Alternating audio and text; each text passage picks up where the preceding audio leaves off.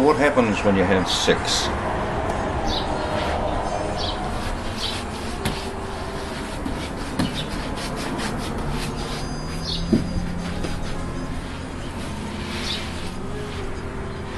Because it seems to be one of those things that everybody does.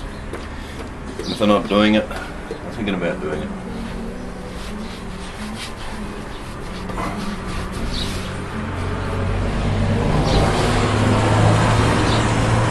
Seems to be part of life. Seems to be one of those things that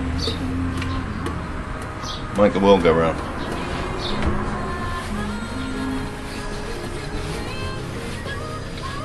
What happens when you have sex?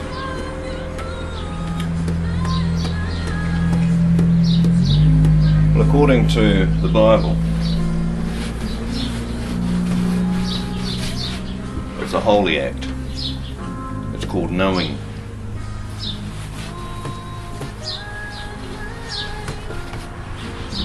Gnosko, I think it is in the Greek, to know.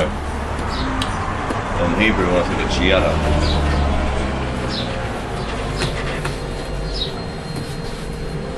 It's a very close, intimate, spiritual experience. Now, you wouldn't think so today. Not when you look at pornography and all of that. There's no spiritual quality there at all.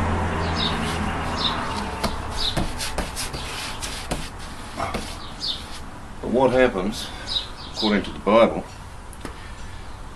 is when you join yourself sexually to another person, you become one flesh, one spirit, one soul.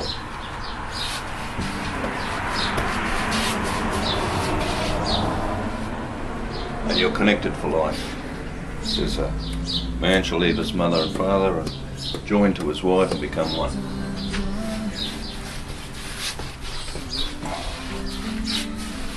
Part of that joining to your wife is that intimate gnosko or yada experience, which we call sex.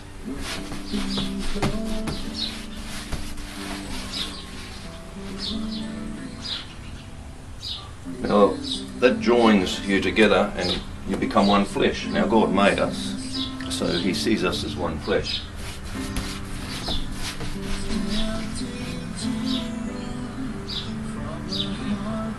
What happens today is that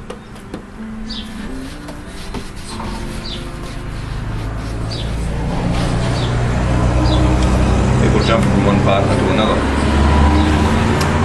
So if you can imagine them jumping from one partner to another from an early age,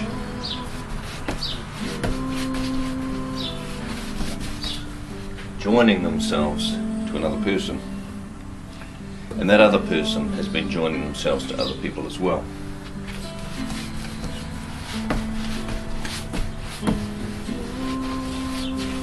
By the time you get to a marriage state with the real partner you want to marry,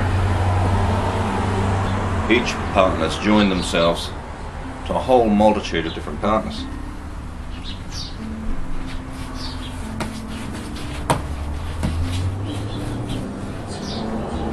And they've done that for life. You can't change the joining that occurred, the sex that occurred. You can't change the intimacy that occurred, the joining, the becoming one with that other partner, because it's there forever.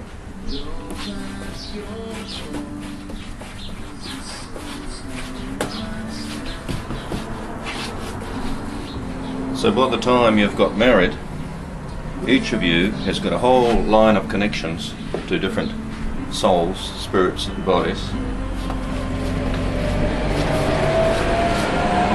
And then when you join to your partner in marriage, you're all linked up to all these other people as well.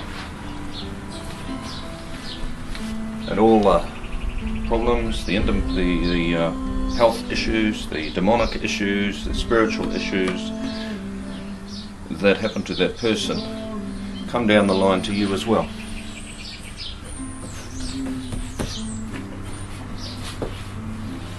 So you end up not being able to manage the way you should as a person, because you've got all of this stuff happening, coming down the lines like big cobwebs coming down.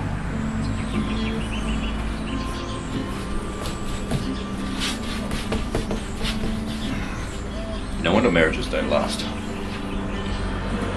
The Bible only sees it as an intimate relationship between a husband and a wife in a married state. So when you're doing it out of marriage, it's called fornication. When you're doing it to other people within a marriage, it's called adultery. And when Jesus came, he said, even if you lust in your heart over another person and you're married, you've committed adultery in your heart.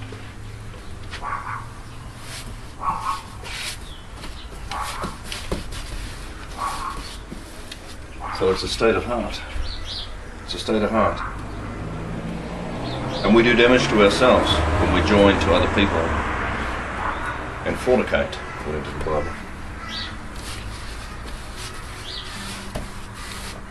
Those links to those other people that you've been bonking can never be taken away.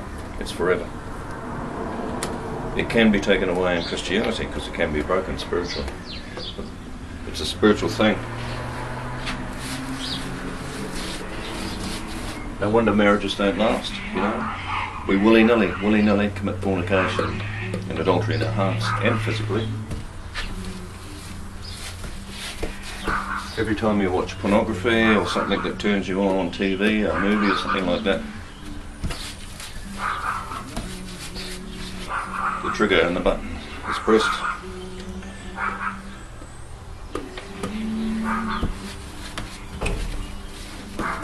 And you've committed adultery or fornication. And when you physically do it, in the flesh, you've linked yourself up to a whole network of other people's problems. So if you have a problem coping with life, just your own problems, can you imagine having to cope with everybody else's stuff that's coming down those lines, linking to you?